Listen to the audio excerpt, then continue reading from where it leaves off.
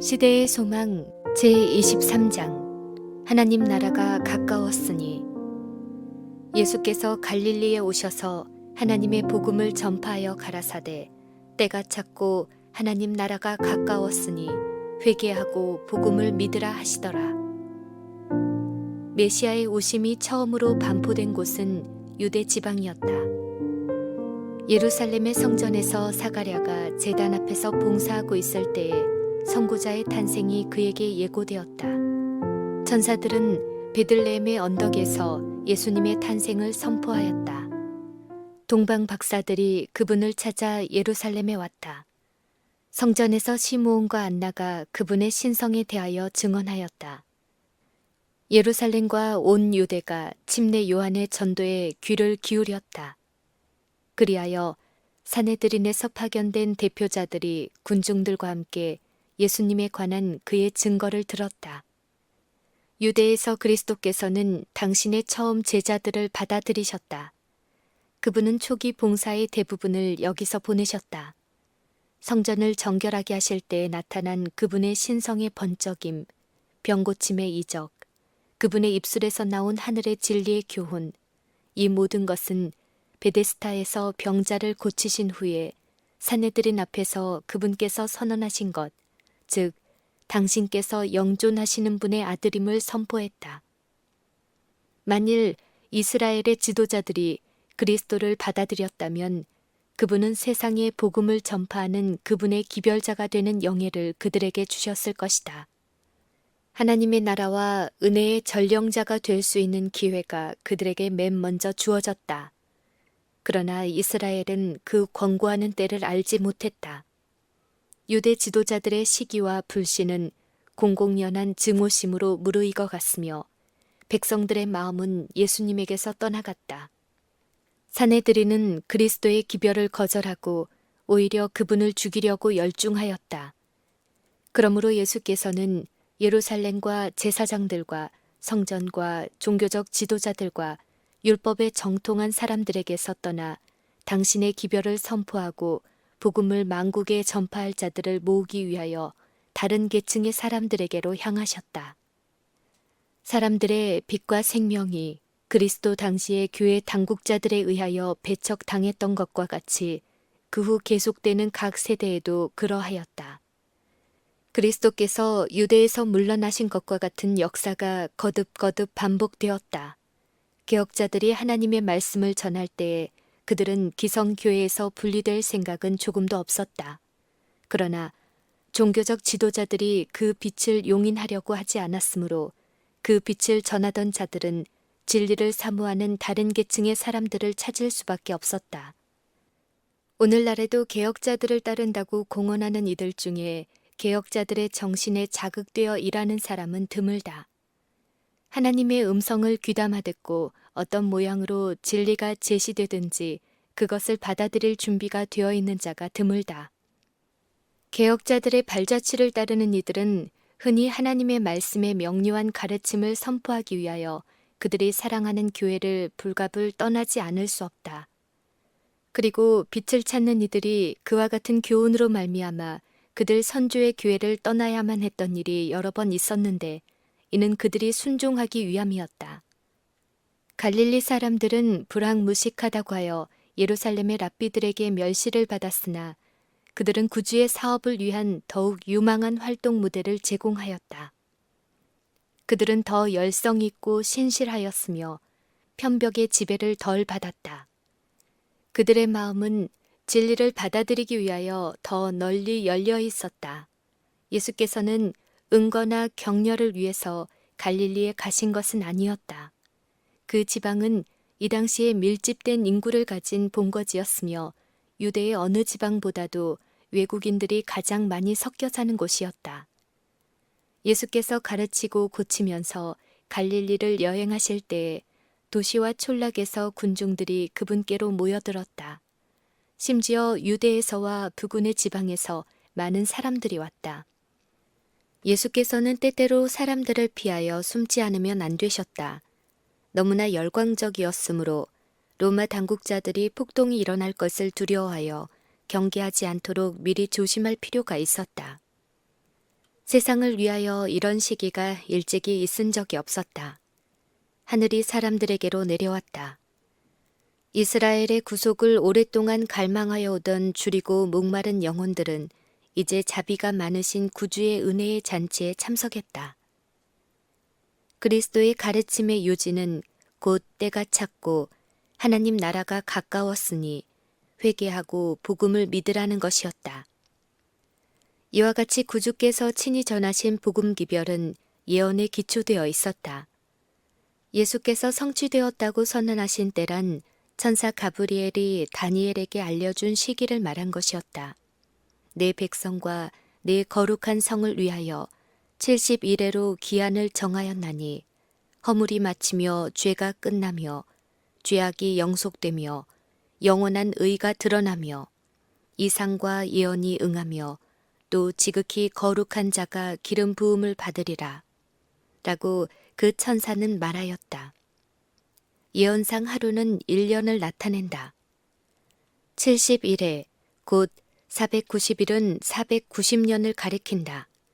이 기간의 기산점은 그러므로 너는 깨달아 알지니라.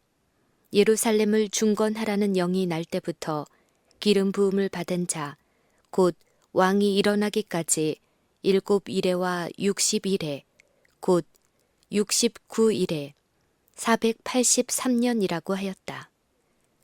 아닥사스다 롱기마누스의 칙령으로 끝을 맺은 예루살렘 중건령은 기원전 457년 가을에 효력을 발휘하였다.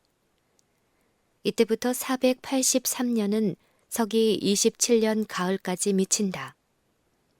예언에 의하면 이 기간은 메시아, 곧 기름 부음을 받은 자에게까지 이를 것이었다. 서기 27년에 예수께서는 침례를 받으실 때 성령의 기름 부음을 받았으며 곧이어 그분의 공생애가 시작되었다. 그때의 때가 찼다는 기별이 선포되었다. 그리고 그 천사는 그가 장차 많은 사람들로 더불어 한 일에 7년 동안의 언약을 굳게 정하겠다고 말하였다. 구주께서 공생애에 착수하신 후 7년 동안 유대인들에게 복음이 특별히 전하여질 것이었는데 3년 반은 그리스도께서 친히 전하실 것이요 후 3년 반은 사도들에 의하여 또한 그렇게 될 것이었다. 그가 그 일의 절반에 제사와 예물을 금지할 것이라. 서기 31년 봄에 참된 제물이 되시는 그리스도께서 갈바리에서 드려지셨다. 그때의 성전의 휘장이 두 갈래로 찢어지므로 제사 제도의 신성성과 의의가 떠났다는 것을 보여주었다. 지상의 제사와 예물을 금지할 때가 이르렀던 것이다.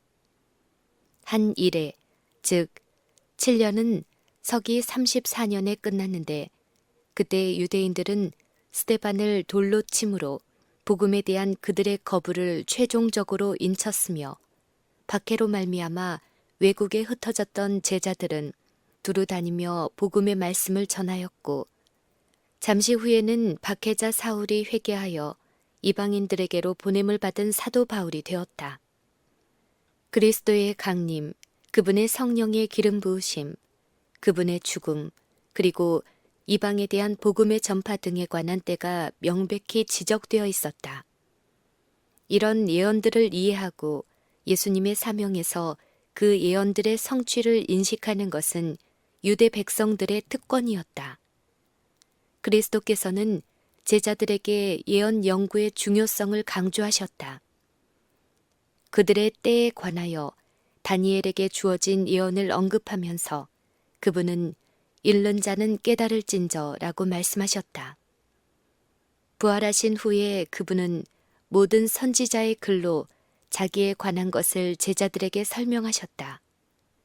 구주께서는 모든 선지자들을 통하여 말씀하셨다. 자기 속에 계신 그리스도의 영이 그 받으실 고난과 후에 얻으실 영광을 미리 증거하셨다.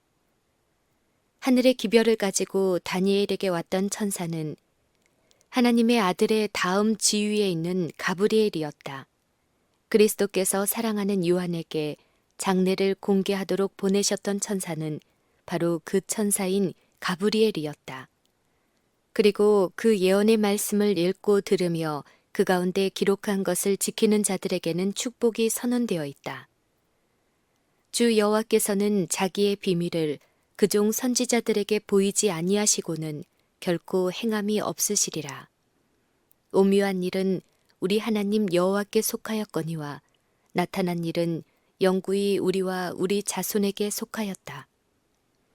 하나님께서 이런 것들을 우리에게 주셨으므로 경건하고 기도하는 마음으로 예언의 말씀을 연구하면 그분의 축복이 따를 것이다. 그리스도의 초림의 기별이 당신의 은혜의 왕국을 공포하였던 것처럼 그분의 재림의 기별은 영광의 왕국을 공포한다. 그리고 첫째 기별과 같이 둘째 기별도 그 예언의 말씀에 기초를 두고 있다. 다니엘에게 마지막 시대에 대하여 설명한 그 천사의 말은 마지막 때에 이해하게 될 것이었다. 그때에는 많은 사람이 빨리 왕래하며 지식이 더하리라. 악한 사람은 악을 행하리니 악한 자는 아무도 깨닫지 못하되 오직 지혜 있는 자는 깨달으리라. 구주께서 친히 당신의 오심에 대한 징조를 보여주셨다. 그리고 그는 이렇게 말씀하셨다. 너희가 이런 일이 일어나는 것을 보거든 하나님의 나라가 가까운 줄을 알라. 너희는 스스로 조심하라. 그렇지 않으면 방탕함과 술 취함과 생활의 염려로 마음이 둔하여지고 뜻밖의 그날이 덫과 같이 너희에게 임하리라. 이러므로 너희는 장차 올 이 모든 일을 능히 피하고 인자 앞에 서도록 항상 기도하며 깨어 있으라. 우리는 이러한 성경 말씀이 예언한 시기에 이르렀다. 종말의 때가 이르렀다. 천사들의 이상은 개봉되고 그 엄숙한 경고는 우리 주의 영광의 강림이 가깝다는 것을 우리에게 가르쳐준다. 유대인들은 우리 하나님의 말씀을 오해하고 잘못 적용하였으므로 그들의 권고받는 날을 알지 못하였다. 그들은 그리스도와 그분의 사도들의 공생의 해들, 곧 택하신 백성들에 대한 귀중한 은혜의 마지막 해들을 주의 사자들을 죽이려고 음모하는 일로 보냈다. 세상의 야심이 그들을 삼켰으므로 영적 왕국의 제의가 그들에게 이르렀으나 그것은 전혀 무익하였다. 그와 같이 오늘날에도 이 세상 왕국은 사람들의 생각을 온통 사로잡고 있으며 그들은 예언의 신속한 성취와 하나님 나라의 신속한 도래의 징조들의 주의를 기울이지 않는다. 형제들아, 너희는 어두움에 있지 아니하며 그날이 도적같이 너희에게 임하지 못하리니 너희는 다 빛의 아들이요 낮의 아들이라. 우리가 밤이나 어두움에 속하지 아니하나니 우리는 우리 주의 재림의 시간을 알 수 없지만 그때가 가까이 이르렀다고 하는 것을 알 수 있을 것이다. 그러므로 우리는 다른 이들과 같이 자지 말고 오직 깨어 근신할지라.